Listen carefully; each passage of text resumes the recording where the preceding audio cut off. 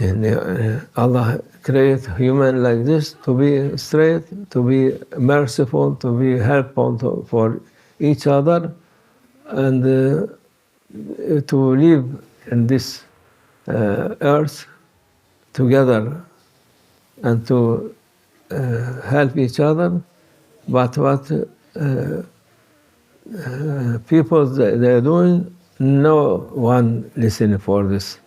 Very rare people who are in straight, all of them outside of way, outside of nature of a human being. They do something that has become, make people like a wild animal, become like crazy. Allah Azza wa Jalla has His promise. We have now 8 billion people on earth.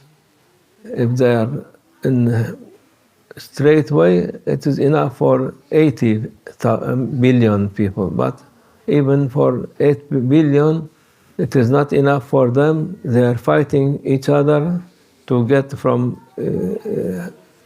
each other as much they can